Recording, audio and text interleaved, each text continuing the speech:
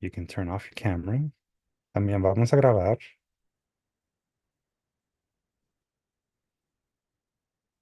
Okay. And let's see, looks like empezó playing directo, and the Instagram Live is live. Okay. So buenas tardes. Good evening, everybody. Again, those of you that are logged on right now, thank you for joining us instead of watching the presidential debate. I appreciate that. I appreciate your sacrifice and your commitment to your craft. So, y una vez más quería también compartir el folleto de esta noche por si no lo han bajado del Google Classroom. As a reminder for anybody that is watching on any of the live streams, you can get full access to the handouts if you completely enroll using Google Classroom. You can go to our website at distillarts.org/Conchas y Café zine to completely enroll. Es gratis. There is no fee, and Google Classroom is doesn't require you to have a Gmail account, so you can use any email address that you like. On TikTok for the rest of the week. Yeah, it'll be on TikTok, at least parts of it. And then this recording will also be on our YouTube channel forever. All right. So, para empezar, as is our custom, we like to start off with a quote. So aquí les voy a presentar el folleto de esta noche y la cita que típicamente usamos para empezar las sesiones.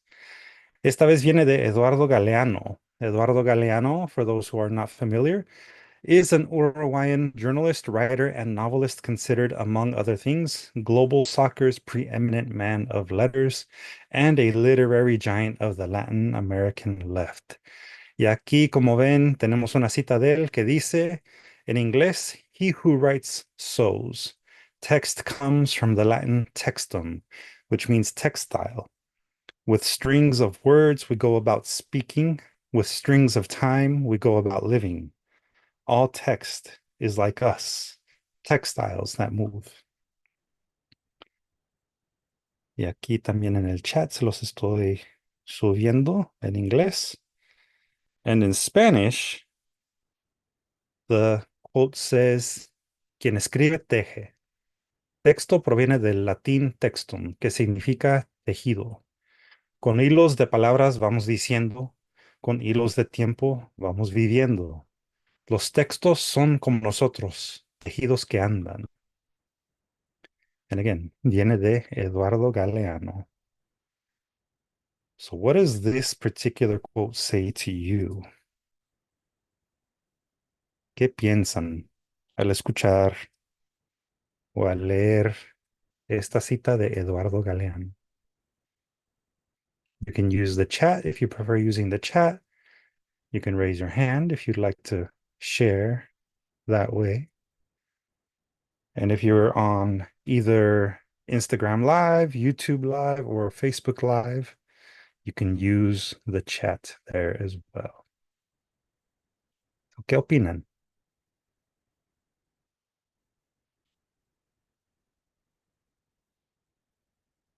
And keep in mind, there's no right or wrong answer.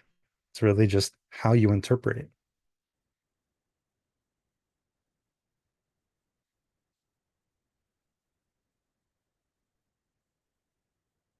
¿Qué dice Sam? ¿Qué te hace Digo pensar? que me toca la idea de que somos lo que escribimos, los textos son como nosotros y la relación entre una vida humana y un texto es algo vivo, algo cargado de experiencias que, aunque tal vez se trate de ficción la obra, están basados los sucesos en cosas de la vida real. Oh, just the relationship between texts as fictional products, so to speak, and an actual human life. I think it's speaking to the fact that we write ourselves into existence. Our language Mm. brings us to life. The things that we write record our lives, even if it's fiction, it's still based, it comes from somewhere rooted in reality. Yeah, I like that. I like how you are, making the connection between reality and the way that our words can maybe manifest the reality, right? Or vice versa.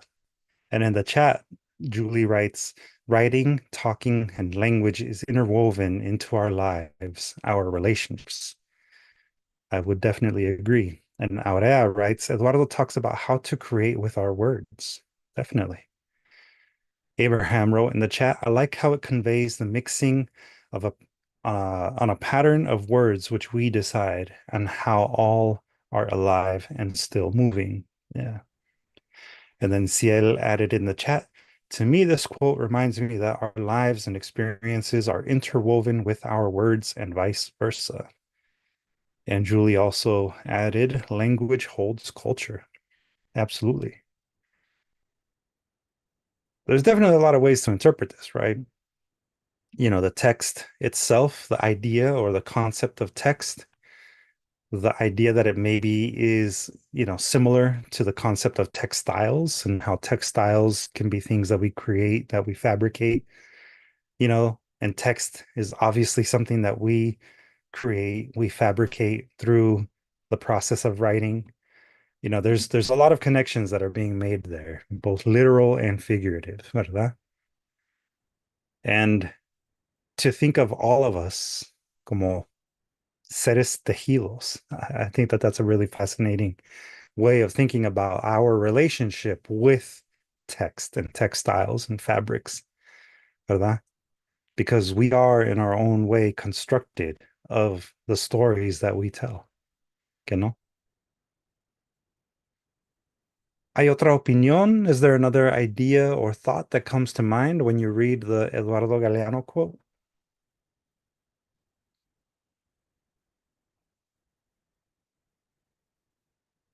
And again, there's no right or wrong answer. Um, when we don't think how we're living, we get how you say nudos. Mhm. You get your energy doesn't flow and you get stuck and then you take time because you're like, I don't remember how to say nudos. You make noodles with your life and then to continue you have to get back to the energy to continue Mhm. your Mhm. creation. Yeah. Yeah. Same thing. Nudo, knots, right? And just to be clear, anybody can share in whatever language they feel most comfortable sharing. So, como hablamos ambas idiomas, aquí típicamente, we code switch. So, hablamos, a veces mochado, I'll say. Um, pero yeah, I think Aurea makes a great point. Cuando tenemos algo que nos está bloqueando, a veces decimos o tenemos ese dicho, ¿verdad? Que nos estamos haciendo nudos. We're kind of making ourselves a knot. And I think that it's a fascinating way to think about how life can sometimes be like a fabric or like un hilo, a string. Lo que le salga, exactly, Sam. Thank you. Salga como salga. Um, the computer is based on X and O, which came from building textiles, which, yes, we do move with now. The computer connects us to the world. Absolutely, Julie. Thank you for adding that in the chat. It is interesting to think about that, right? The the binary of on and off, or the binary of over or under in the case of of textiles. I love the connections that you're all making. Es fascinante escuchar cómo se forman sus conexiones, ¿no? Entre todos aprendemos. So, of course, we're here to talk about writing specifically. And I think, in order for us to be able to talk about writing and how to analyze poetry and how to analyze the type of work that's presented here, I think it's good for us to have kind of like a baseline, ¿no? Y por eso aquí les presento una serie de palabras. And we don't have to go through all of them, but if you have a question about them, you're more than welcome to ask or an opinion about them. Pero como ven aquí, este vocabulario que les estoy presentando en el momento es lo que yo llamo la materia prima de poesía. These are the building blocks of poetry. And that includes things like prose. For us to talk about poetry, we have to acknowledge the importance of prose, right? Yeah, it's kind of like a poetry 101. Exactly, Abraham. And the theme for this class, for the series, I should say, is life's paths, los caminos de la vida. And San Juanita, you may be asking because you probably recognize that we've actually gone over this quote before. Eduardo Galeano is familiar to us aquí in Conchas y Café. If you allow me, Yeah. I don't want to interrupt, but when I was having a hard time finding the class, Yeah. I didn't get the code or anything, so I was going all over, and I'm like, no, I can't miss it. And when I opened it and I saw Eduardo Galeano, I'm like, oh, okay, a familiar name, and that's good because I wasn't sure what the theme was going to be for this particular, but I love the theme, life's paths. Yeah, Really, yeah. tongue twister, life's paths. Life's Yeah, but paths. it's good, and I'm happy to be back. Honestly, Yeah. Welcome back. It's I good to missed have you. it. Yeah. I missed And so of course, we at least Abraham and I, when we were discussing the theme, we both thought of the song. There's a few famous songs, that invoke the idea of caminos en la vida. But we're starting off today's session with just a little primer, ¿verdad? Este es like la fundación, ¿verdad? De la poesía. So we're going to talk a little bit about, like I said, some of these vocabulary words that we talked about a little bit last week as well. Empezando con prosa, ¿verdad? Prose is the way that most people write. It's the more standardized way of writing, I guess you could say. Es la forma ordinaria, la prosa. Y luego existe poesía. Y poesía puede tomar varias formas. There's no really correct or incorrect way of writing poetry. But the basic definition of poetry is the art of rhythmical composition, whether that's written or spoken. That's why spoken word poetry exists, and that's why also prose exists, and why campfire stories exist. It's because it's a way in which we communicate, ¿verdad? Pero poesía es distinto porque tiene algo o debería decir, considera la composición, right? There's rhetorical devices that are used in poetry that make it poetry. But it's also good to understand just the basic elements of language, como el sustantivo, noun.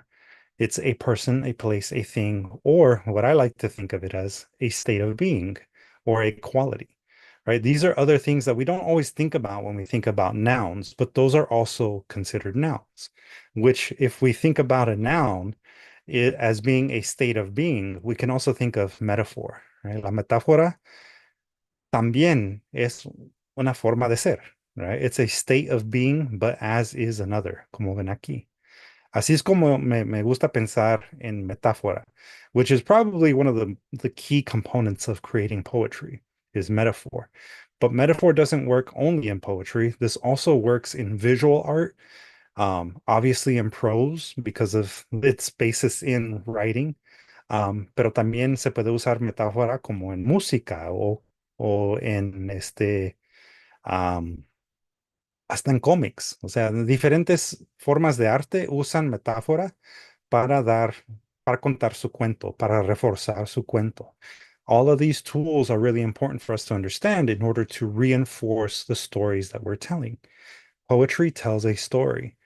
It might be a short little story, like a vignette of a moment in time, but it's still a story. Y así también es importante saber lo que es un verbo, lo que es un adverbio.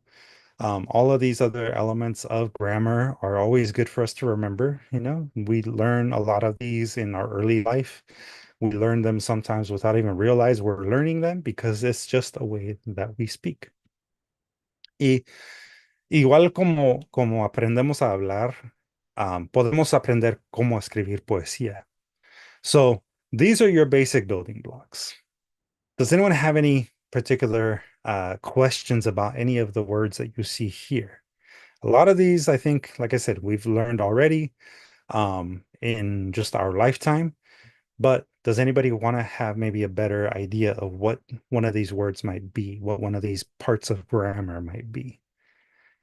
¿Me gustaría un ejemplo, por ejemplo, de un adverbio? ¿Les ayudaría saber un poquito más lo que es una preposición? I feel like people get hung up sometimes on the idea of a preposition. We'd like to know a little bit more about metaphor, of course. So I kind of anticipated that, and I wanted to actually share an example of a metaphor. And if we look at the quote itself, right? Aquí lo tienen de nuevo. The quote has all of these elements, practically all of these elements, ¿verdad? Metaphor, again, is one of the main tools that we use in poetry and in all other forms of art. Metáfora, en este caso, en el caso de la cita, se puede claramente ver en, en la descripción de un textil, right? The textile in this particular quote is the metaphor because the textile itself is being used to essentially compare what life is like, right? We all are textiles that move. Now, obviously, we're not a literal textile. I am not made of fabric, even if I'm flat on your screen right now. I am a, flesh, live human being on the other side of your screen. So in that way, textile, AI, me, yeah, thanks, Abraham.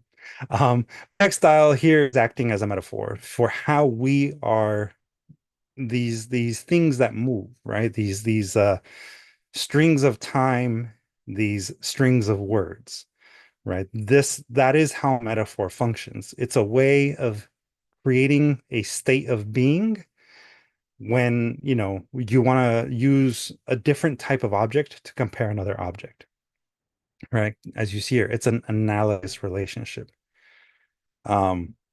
You might also think of metaphor in phrases, very common phrases like the land of milk and honey. Most people are familiar with that phrase in reference to a promised land out of the Bible, right? The land of milk and honey is not literally a land made out of milk and honey, but it's a land that uses milk and honey as a way of talking about the bounties, you see. So that is how metaphor functions within all forms. Um, are you getting hungry, Abraham? I like how Sam wrote in the chat, we're all walking books. Es cierto. How's the saying go? Um, cada cabeza, cada, cada cabeza su propio mundo, or that? Yeah. Cada So cabeza es un mundo. yeah, something like that. Cada cabeza es su mundo. Obviamente en español, literalmente no tenemos una cabeza que es igual de tamaño o igual de grande como un mundo, ¿verdad? Igual como la Tierra, por ejemplo. Pero siendo metáfora, básicamente quiere decir que cada persona, cada ser es distinto. Cada persona tiene su propia mentalidad, su propia personalidad. Y en este caso, en ese dicho, el mundo es metáfora de eso, de lo que hace un individual, ¿verdad? Yeah, o sea, cada quien es diferente. Exactly. So that's how a lot of times you will hear metaphor used in our everyday life. You'll hear it in these typical phrases that we use throughout our day. It's raining cats and dogs. It's, I don't know, insert your phrase there. Does anybody else have another example of how we use metaphor every single day?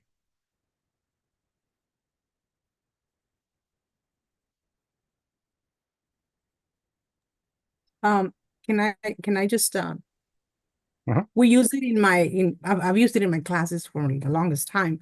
And basically, and I always, put the difference, put simile and metaphor, right? Because that way I want the kids to see the difference.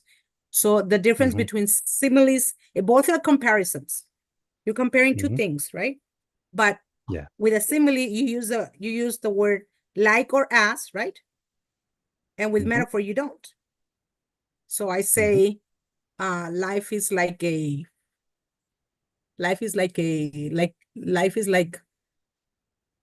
the beach, Now, without like, you would say, life is a beach, So you're comparing, right? But in one, you're saying like, and the other one, you're not. En español, Right. ahorita batallé un poquito, porque casi en español no lo uso tanto. Pero es todavía una Yeah. comparación, Eres mi mundo. I mean, it's not true, Eres mi mundo, eres mi sol, eres mi whatever, Y no quiero Yeah. porque voy a empezar a hacer un poema, empezar a escribir un poema. Yeah. Yeah, so that's the way I, Yeah. try to put it in my head so I remember it. Yep. Yeah, and that's a perfect way of doing it. It's I think easier in English to describe a simile compared to Spanish, because in Spanish I feel like we tend to speak in more absolutes. Pero pues cada quien, ¿verdad? Dr. Rosie, I see you raised your. Yeah, I don't know why it came to my mind, but like you're talking about life, that movie where Gump, when he says life is like a box of chocolates, you don't know what you're gonna get in them, and it's a very nice metaphor or simile, So I that always stayed with me, and it's true. Totally classic, yes. And yeah, it's definitely a classic. And the way that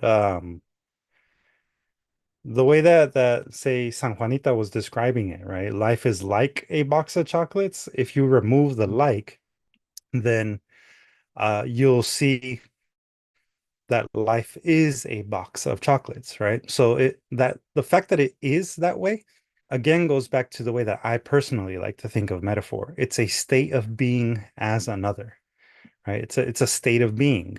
So in a lot of ways, it makes it like a noun, right? A noun is a state of being. So to me, it's an easy way to think.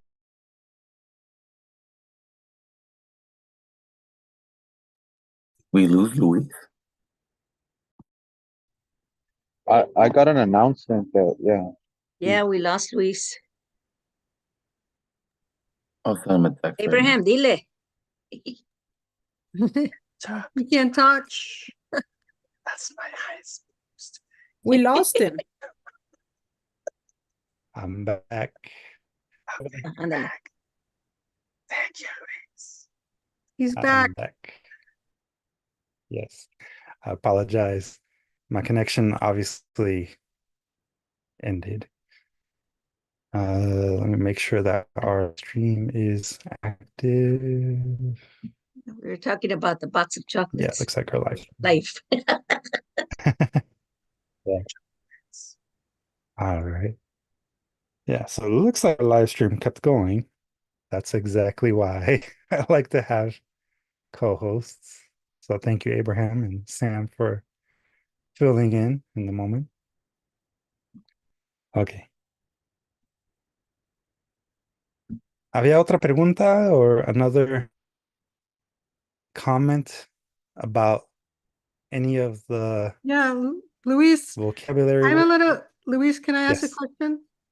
I don't know. Yeah, go Should I ahead. raise my hand? Rosie, you have your hand raised. You're good, Joe. Okay, so, you were talking about it being like a noun, a person, a place. So when I wrote, people tell you the world is your oyster. Mhm. I mean, is that a metaphor? I'm just Yes. kind of confused about that. Yeah, the world is your oyster. That would be a metaphor, right? Oyster being the substitute for the world being or life being yours for the taking. Um, and the reason why it would be a metaphor is because the oyster can't move. The oyster is an easy target. The oyster is a, uh, resource in terms of nutrition. So there's a lot of different ways that the oyster can be used to compare life to something that is there for you. And if you turn around and say there are a lot of bad oysters, that would be just building on the metaphor.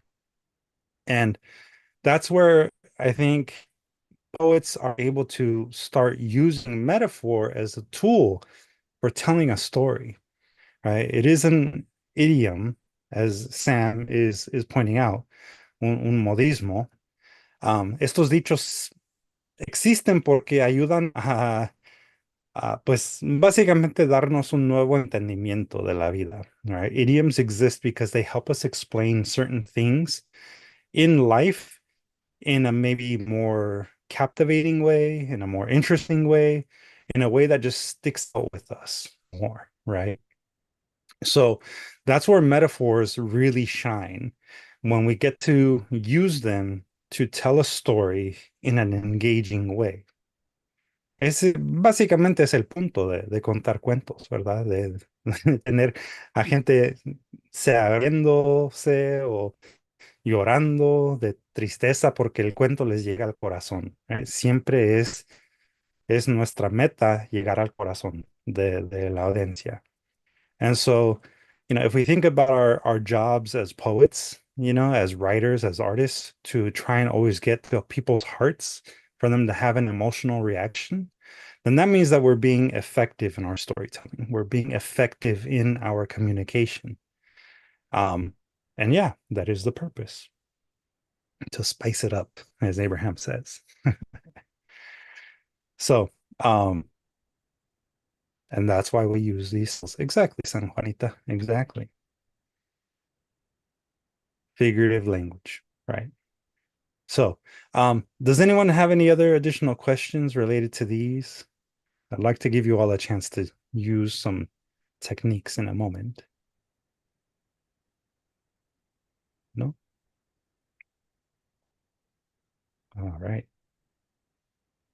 So before we get into a little exercise, I want to also share with you some advanced techniques in poetry. And these will go a little bit more one by one para que los entiendan un poquito mejor. So, estas técnicas de poesía, técnicas avanzadas, they're really not that advanced, especially when you think about just how easy it is to do them when you're writing.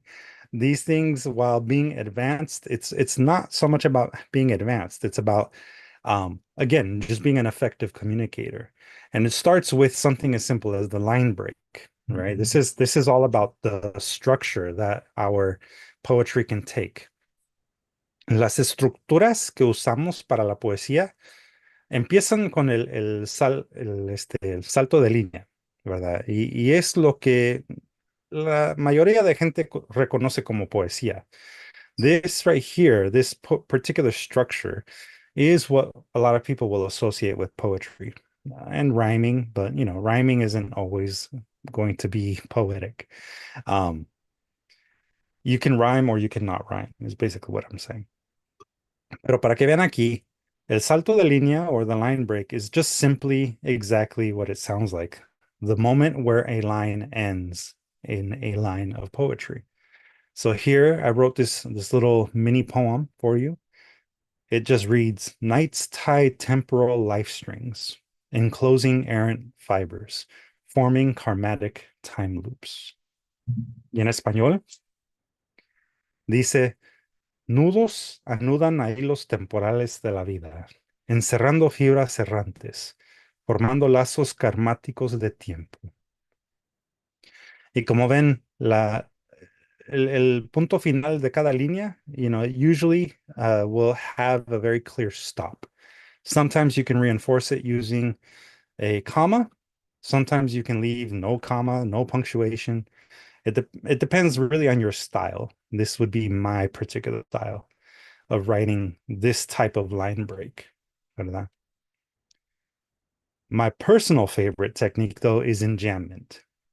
And one of the things that, at least in my study of poetry, I learned was that for me and for a lot of contemporary poets, enjambment is a way of using almost like the concept of poetry in single lines of poetry, right? Cada línea de poesía, cada renglón, para mí es un poema, es como un mini poema.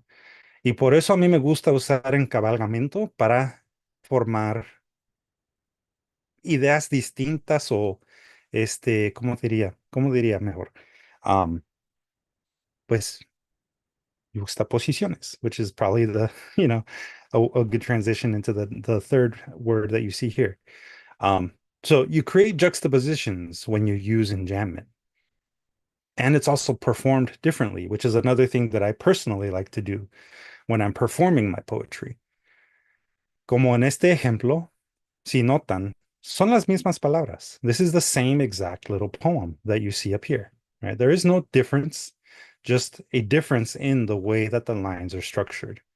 So it reads, knots tie, temporal life strings enclosing, errant fibers forming, karmatic time loops. Granted, the words that I use may be a little difficult to understand, but it's not so much about that, right? Because now we have lines like this one, errant fibers forming. The concept of an errant fiber, una fibra errante. Esa es una imagen que tenemos, que se nos presenta, ¿verdad? Pero en la misma línea tenemos a la palabra formando. And forming implies a particular image of these errant fibers, even though the grammar is not what, that relationship is trying to imply. Because here we have enclosing errant fibers. That is the actual grammatically correct phrase, right? Las fibras errantes se están encerrando, right? Encerrando fibras errantes. Gramáticamente, sintácticamente, eso es lo que estoy diciendo en este pedazo de poesía, ¿verdad? En esta pieza. So, si tenemos aquí la juxtaposición de esas fibras errantes encerradas, ahora tenemos, en este caso, el refuerzo de que están formando, right? In this particular case, these enclosed errant fibers, the word forming is reinforcing that particular image of the errant fibers because of the way that the enjambment is being used. It's, like I said, a little more advanced, but it's really not that advanced when you start looking at this and you start practicing it more. Does this concept make sense to everyone? I don't know if I did a great job of explaining it right now. But what does it do for you when you read this one compared to this one? Like sins or mistakes equals errant fibers. Yes. And it is a thought-provoking image. Thank you, Sam. Is anyone confused?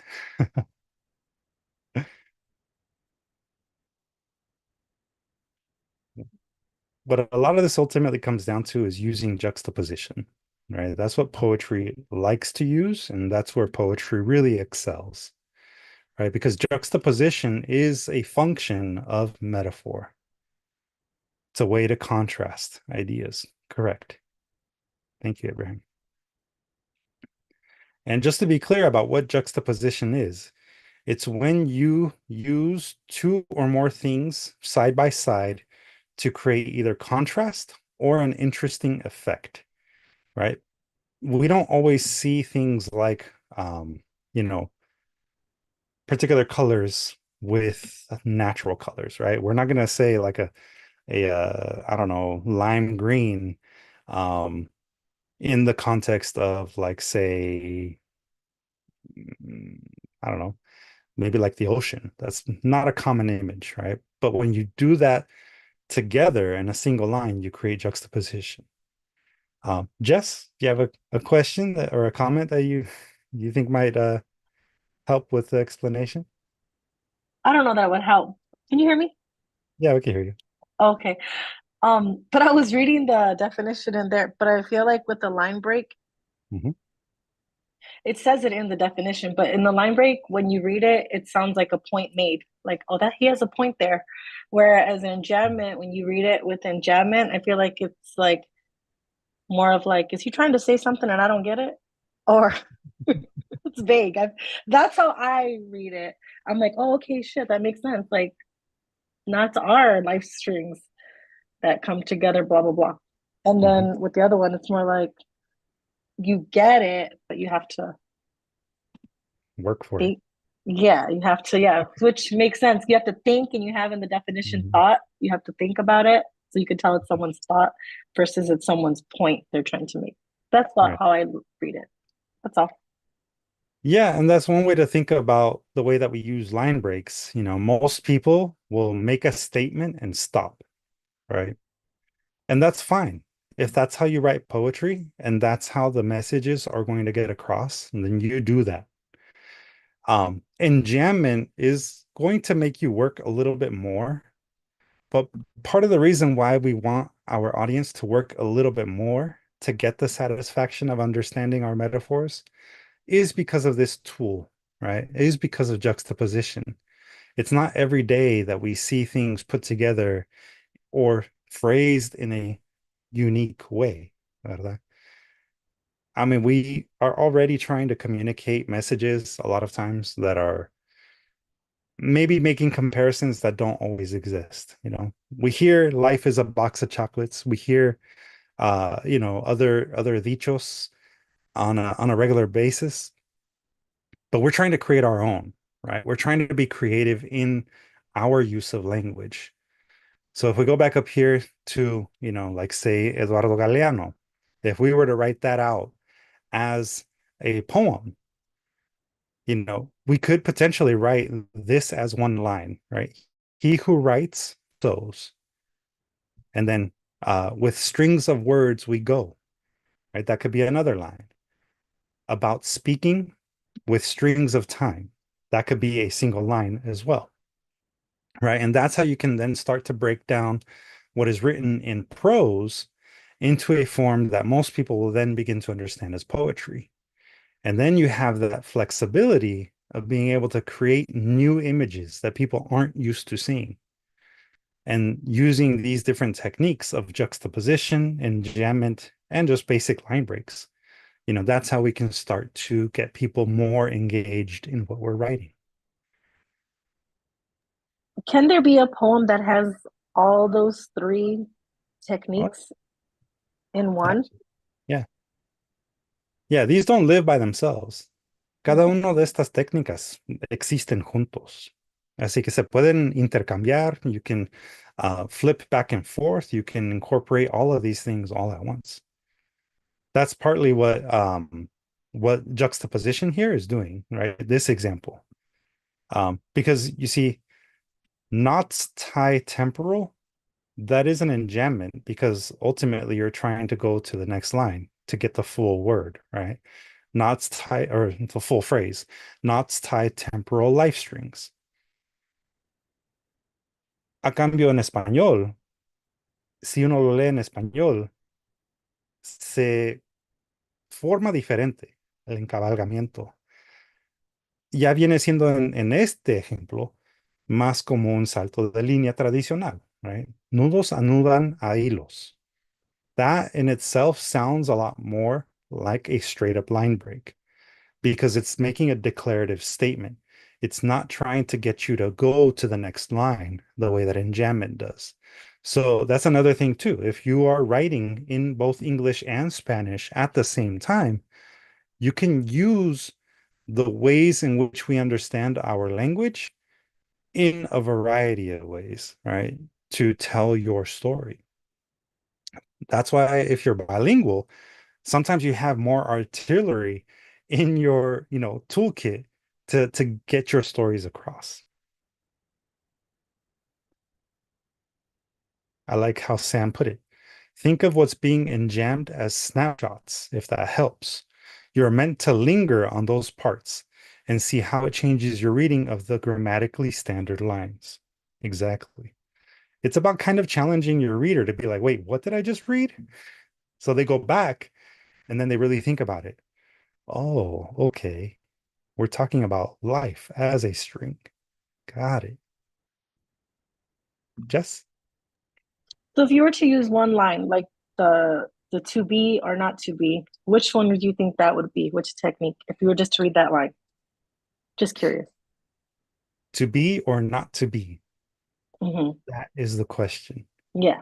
The way that it's performed to me would sound like a standardized line break, right? Because standardized line breaks I guess standardized line breaks, right, can follow more the traditional grammar, right? Mm-hmm. Whereas if it was written on paper as an enjambment, you could still do, enjambments and also read it in standard syntax, right? It's just more the visual way. Enjambment is more of a visual tool to get us to stop and think about our poetry and think about the words that we write, that we read. Okay. So yeah, if it helps, you can think of this as a visual technique, whereas this is more of like a performance technique. Oh, thank you.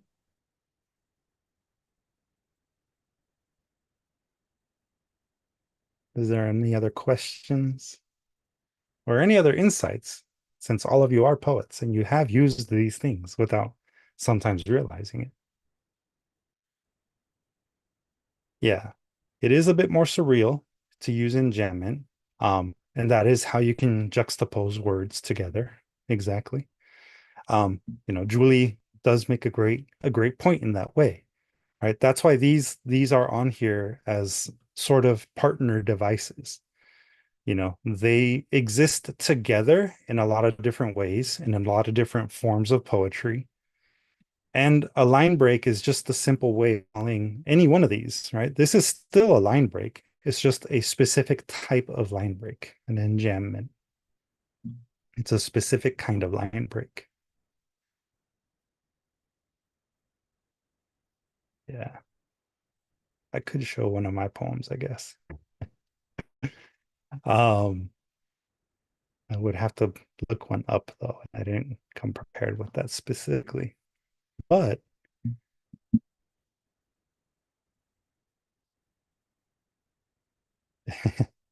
thank you, Aurea. Aurea looks like wrote a poem in the chat. Aurea escribió: El cansancio me hace trastabillar cuando apenas me he podido parar, ergida en el caminar de mi vida. Here, trastabillar y parar, obviamente rima, ¿verdad?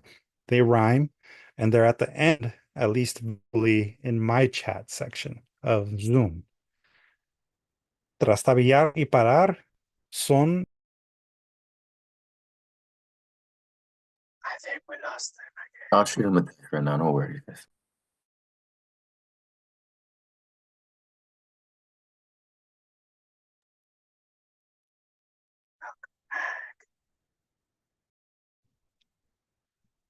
And Zoom is really not liking me right now. But I am back. And I think everything is still going okay in terms of the live streams. It's a good thing this is being recorded. But yes, I was saying as I was booted off of Zoom here that the way that Aurea has structured the little poem is using these techniques in different ways. So, gracias, Aurea, por darnos un ejemplo. And really, in the end, kind of like as Aurea says in the chat, you should always write for yourself, right? You have fun experimenting with these different techniques. They're being presented to you specifically for that, for you to explore with them and to try them out so that they maybe, become part of that toolkit that I was talking about. Y ahora para seguirle, quiero que practiquen un poco. So, what I'd like to do, como ven aquí, es que quiero que me escriban una estrofa de 4 líneas que usa palabras selectas de la cita de Eduardo Galeano.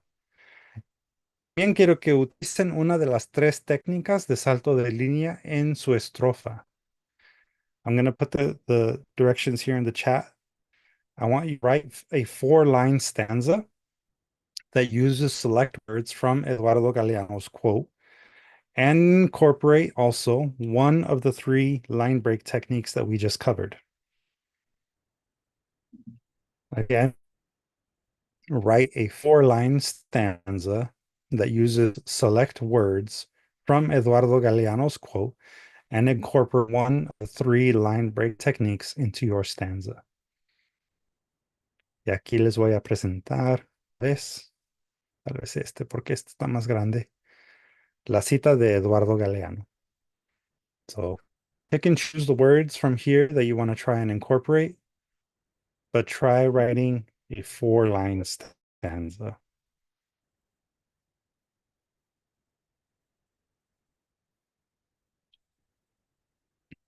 And I'll give you, let's go for a full 5 minutes. You add your stanza to the chat if you like. Thank you, Abraham, for reposting in the chat la cita.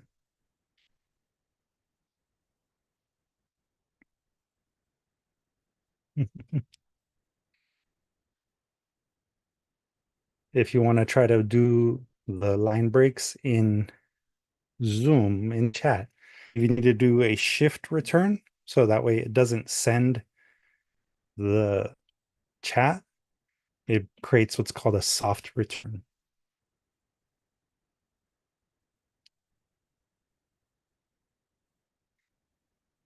And for those of you that are joining in on Instagram Live or any of the other lives that we have, you can also use that feature there.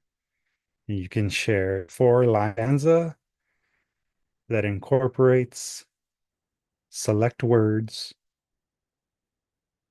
from Eduardo Galeano's quote.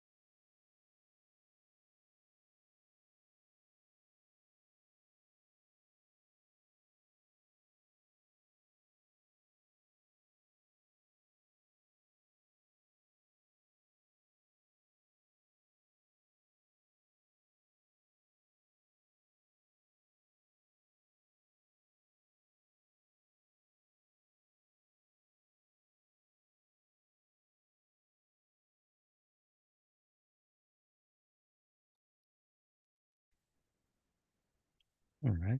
Thank you, Abraham.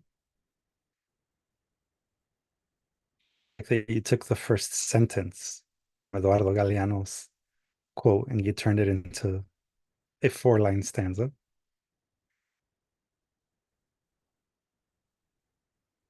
It reads, "He who writes sows." Text comes from the Latin textum, which means textile.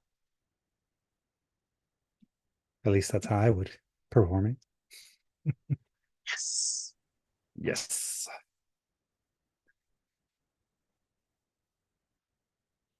A ver, mientras hacen el ejercicio, la práctica, voy a buscar un poema aquí para ustedes.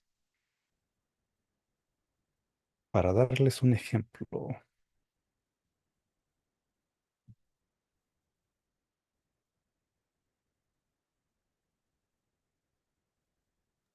Question on the chat.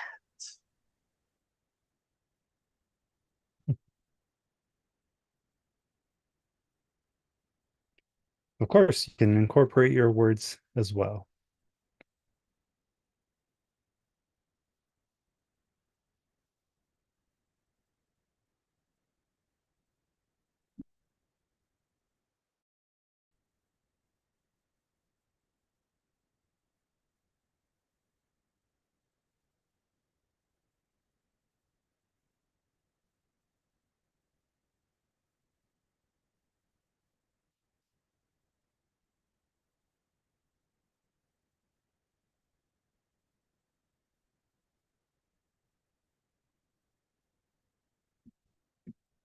All right. 5 minutes are up.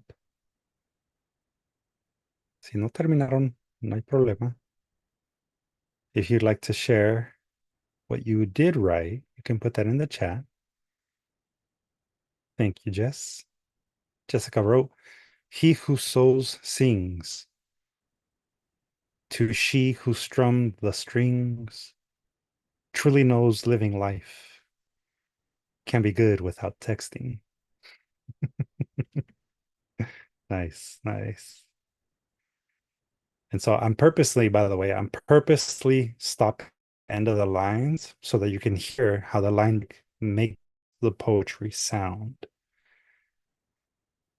Si él nos escribió, "He who writes sows like mangroves rooted in the water, kissing the depths of strings of words." Like that.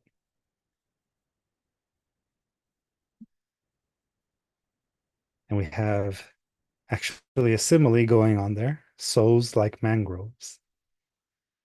Followed metaphor, rooted in the water.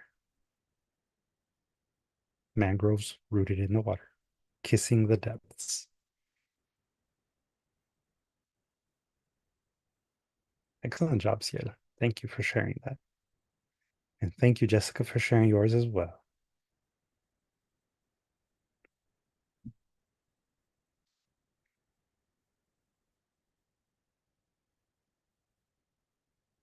Déjame regresar aquí a las técnicas para que los puedan ver. Anyone else have anything they'd like to share in the chat? Or maybe you would like to read it out loud for us?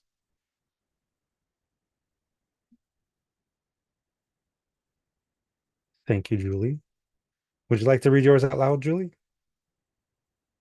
Sure, I will. I leave strings of time to the elders. I leave streams of thoughts to the miners. I leave time to the women waiting. For me, it's too late to sow. Excellent. Thank you, Julie. Y ahora, gracias por compartir. ¿Gustaría leer este poema, mini poema, que nos puso en el chat? Ok. No sé si sigue mucho de las técnicas, pero ok. Me ando poniendo zancadillas, mitad queriendo y no queriendo, y últimamente hasta sin querer. Es que ya se me ha hecho costumbre hacerme caer. No duro ni un poco volando alto. ¿Qué diría mi querido cóndor de mí ¿Qué pensaría él si supiera que me ando tirando piedras a mí misma? Excelente. Gracias, Aure. I like the use of rhyme. You know, rhyming is a lot easier, I think, in Spanish. Por eso, en parte, me gusta escribir más en español que en inglés, pero uh, yeah, I like the way that it sounds. De las técnicas, no se preocupe de eso, porque eso es lo que van aprendiendo, ¿verdad? Es algo que, especialmente en el chat de Zoom, no es tan fácil usar las técnicas de salto de línea, pero sin embargo me gusta cómo suena su poesía. And I'm definitely looking forward to hearing more in the future. Gracias. So ya que practicaron, de nada. San Juanita, I see that you used a couple different I was too techniques. stingy with the words. Yeah, I like it. Do you want to read it out loud for us? Yeah, sure. Di con hilos de palabras. Vive con hilos del tiempo. And you know, I wasn't sure about the punctuation at the end. Di, coma, ¿verdad? Comma. Con hilos de palabra. Period, I guess. Y vive, coma, con hilos del tiempo. Punto. Yeah. Yeah. See, that's the nice thing about poetry is that you don't have to use the correct grammar, so to speak. You don't have to use But commas, you don't have to use periods, because your pero line para que breaks tenga can efecto, function ¿verdad? in these ways. Oh, okay, you're right. Yeah. Es That with the line para breaks, dar, it gives, yeah, como para tener efecto. Yeah. Yeah, sorry, so you can use them or not use them. Ya depende de cada quien, ¿verdad? I got you. But yes, yeah. Um, is there anyone else that would like to add another? Si no, está bien. De todos modos, aquí les estoy presentando uno de mis poemas, just so that I can illustrate how I like to use enjambment, as Abraham suggested. So this is one of my poems, se llama Origami. And this poem I wrote years ago for my girlfriend. And I do anticipate actually publishing it as part of a book in the future that I already have a title for. Se llama 20,000 palabras. But as you can see, the poem reads, and again, pay attention to the enjambment, the way that I use enjambment. My paper monsters inhabit the penumbra of radiant words you pluck from stars woven in my body. Your tapestry of kisses and clippings of poetry I've scrawled in past lives leading up to this moment. I've come to you, amor. The reason my destiny kept me packing art works in fragments across my spine and arms, fingers laced in hairs and verbs, adjectives that can never be sufficient in describing you, cariño, you, my lady of desire, lady of my core. Release my beasts and play origami again. So here, release my beasts, como ven, is probably a more traditional line break, right? It reads like a statement. And play origami again also reads like a statement, ¿verdad? Pero si vamos acá arriba, estoy usando encabalgamiento. And these specific uses of enjambment, at least the way that I like to approach my poetry, help to create this kind of, they are juxtapositions, right? Words you pluck is kind of like a statement. It reads like a statement.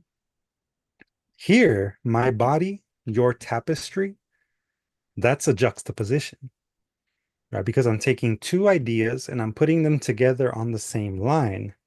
And it's not directly saying that it's a metaphor, but it's creating a visual relationship that is the same as a metaphor.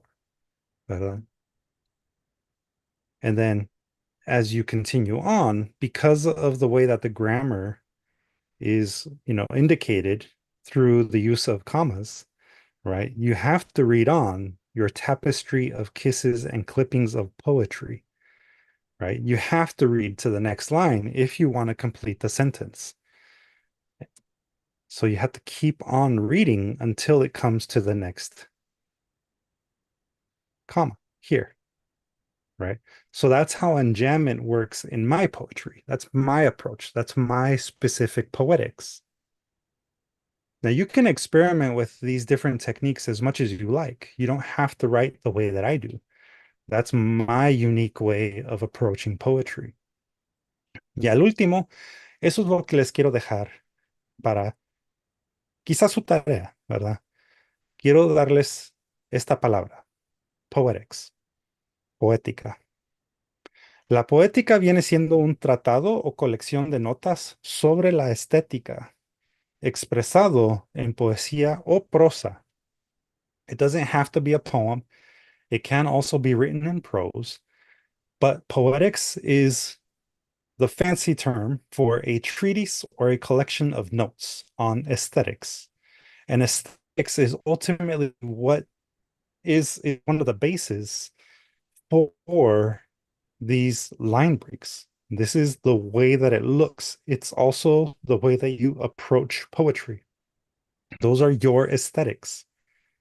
Así que su poética es algo que van a ir formando durante los años. Right? This isn't something that you're going to come across from one day to the next. If you've been writing poetry for a long time, you might have already your own aesthetics. You might have your own poetics, as we would call it in writing. Y para darles un ejemplo de un ars poética, un arte poética, aquí les presento este poema de Vicente Huidobro. A lot of you in the class have probably seen this before. You might know, right, that it's my one of my favorite poems, because Huidobro himself, wrote this poem kind of like as a way of giving himself advice, but also advice to others. Y para los que no conocen a Vicente Huidobro, es un poeta chileno que vivió del año 1993 al año 1948. And he was kind of like an avant-garde poet. Some of his poetry is a little inaccessible, I do have to admit. Es un poco difícil a veces leer su poesía, pero aparte de eso, es uno de los ejemplos que en Latinoamérica sí tenemos una tradición muy rica de poesía vanguardista. When people think of America, they don't often know that we have a shit ton of poets, and we do. We have a lot of very, very influential writers, and Vicente Huidobro happened to be one of them. So we have here, like I said, Ars Poetica, and this specifically comes from his book El Espejo de Agua, The Mirror Water, which was published in 1916. We don't have to read the poem if y'all don't want to, but I do think it's worth hearing it. At least once read out loud. So do I have a volunteer that would like to read it for us? We don't have to analyze it, like I said, just we can hear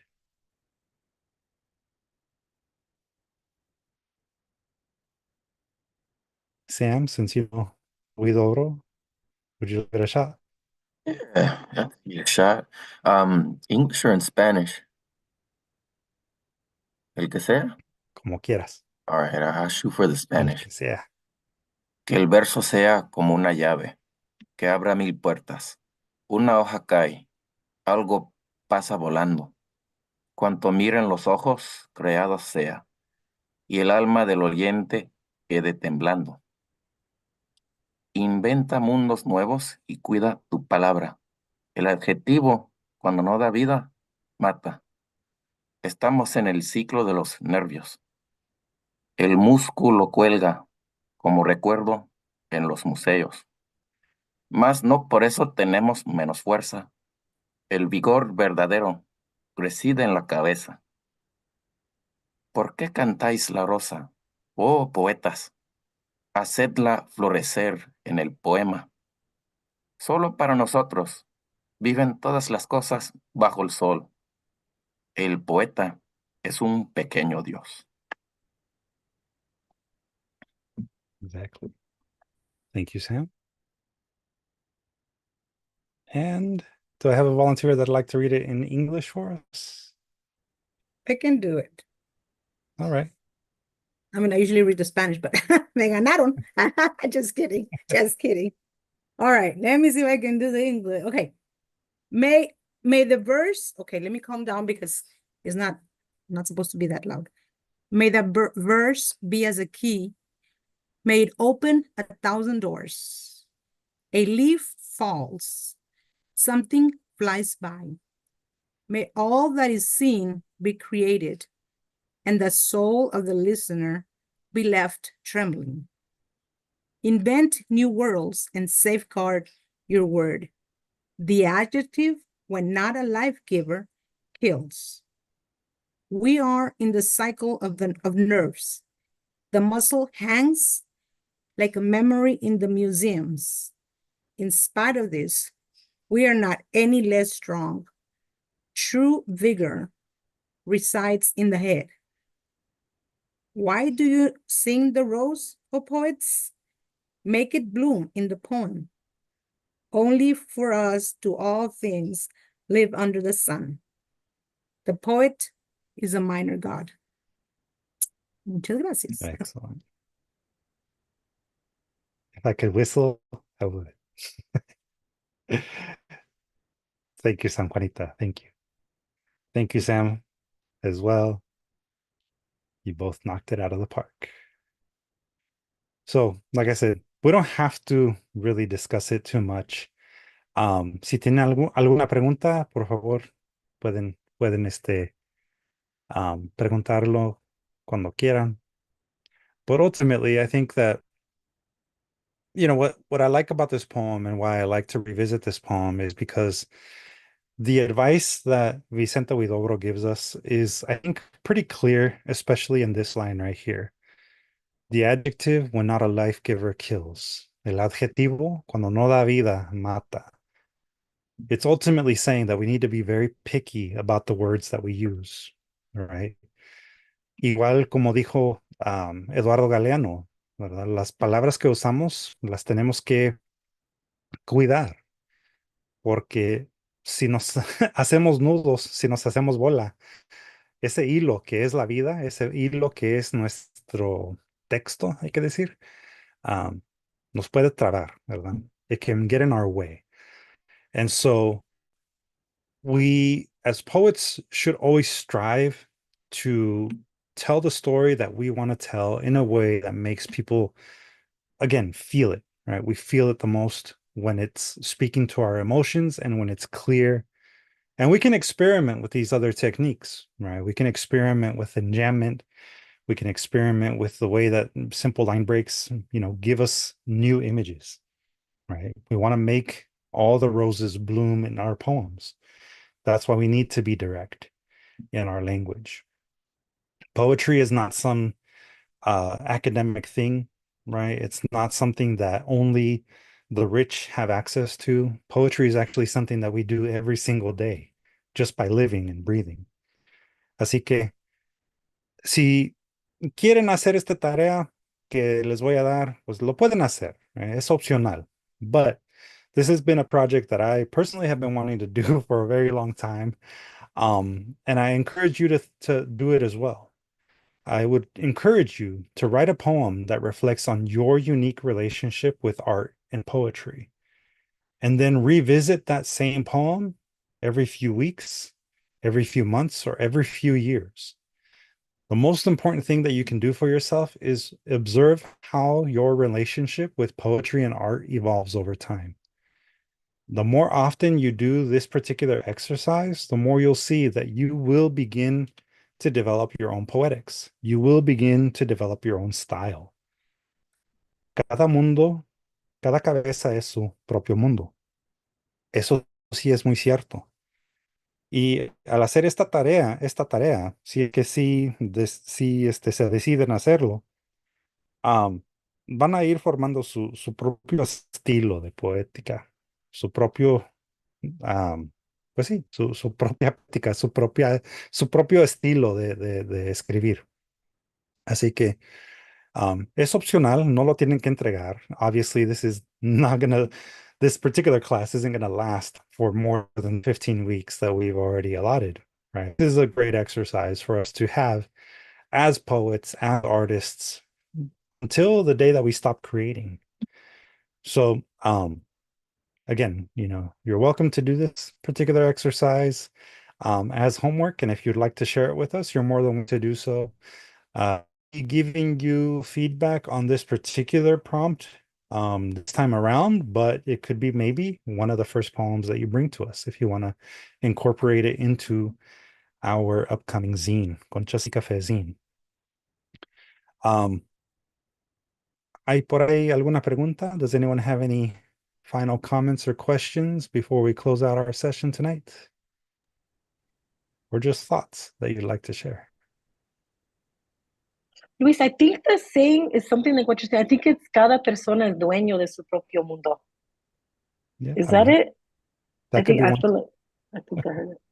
It's been bugging me the whole time. I'm like, I know I heard that differently. Okay, that's all. Yeah. Yeah, I'm sure there's other ways of saying that particular idiom, but yeah.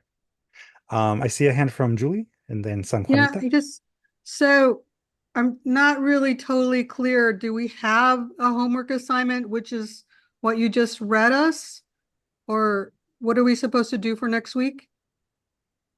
The only homework that you actually do have, which I posted in Google Classroom, and Julie, you already completed it, so you're good. But it is to download the orientation packet if you have not yet, and print and sign the media release that's on the very last page. So that is the one main homework assignment that everybody does have that isn't part of the handout. This other one that I just gave you now, it's not really a homework. It's more of a life work or a life homework, if you want to think of it that way. You don't have to turn it in. It's optional this particular week. But it's definitely a good activity to do on a regular basis as a writer. Yeah, I understand. Write a poem that yeah. Yeah, it is an optional, but yeah, it's an optional thing, but next week we're gonna get our real assignment for our homework. right. Okay. Right. All right. Yeah. And yeah, to answer Tori's question about the media release, yes, you can scan it and send it that way instead of printing it, or you can do it digitally as well. San Juanita? My question is around what Julie just said. Now I'm like, why is he giving us an option? Why isn't he telling us that we have to do it, So I was thinking maybe we're doing it differently this time. Because I noticed you have session 1 and session 2, and that's it. Session 1 in the fall, session 1 in the spring. We used to have 3, no? Más antes? Yeah. Oh, no. Yes. Maybe I'm wrong. I don't know. And we also had less weeks. So we went from having way back in the day, for those that don't know, it used to be quarterly. So we actually had 10-week sessions, and we did that, 4 times a year. And then people wanted more time to do their writing. So we added a couple of weeks, and it became 12-week series that we did 3 times a year. And now we've added again more weeks. So now we're at 15 weeks, but we're doing it now twice a year. Okay. So fall and spring. But we're still doing the publishing and all that. I just wanna, So Right. it's just gonna be 2 of 15 weeks, but you're still gonna ask us to do homework. I'm like, what is going on? There's no homework. So let me do the, I didn't do the paper. Today is like a practice. Okay. Yeah. Thank So you. today's homework, again, like I said, this is like a life work thing, right? So, this is not just about developing the skills to analyze poetry, but it's also about analyzing yourself, right? And your relationship with poetry. And that's ultimately what I hope you take from tonight's session. How do you interpret poetry for yourself? And how do you hope that other people will interpret it as well when you write it, when you present it? You can use some of the techniques that we went over today for your own writing. And these are techniques that you can look for in other people's writing. Because again, workshopping and sharing your work with others is a very important part of this particular series. Conchas y Café is about having that space to not only create, but also to get feedback on your writing. Así que esta tarea es como una práctica para ustedes. Pero las técnicas que repasamos hoy, eso sí es algo que espero que usen en las próximas semanas. No solo en sus tareas que sí van a entregar, pero también en las anotaciones que van a dar sobre los trabajos que se les entregue a ustedes.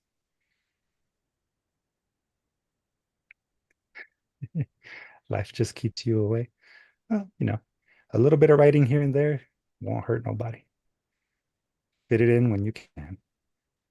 But yes, again, just to be clear, next week you will get your very first homework assignment that is specifically for the theme, which is life's paths, los caminos de la vida. And that homework is going to be a homework that we hope you do turn in for the very first workshopping session, which will be 2 weeks from today. But next week, Abraham is going to be actually kicking off the lessons that are specific to the theme. Yeah.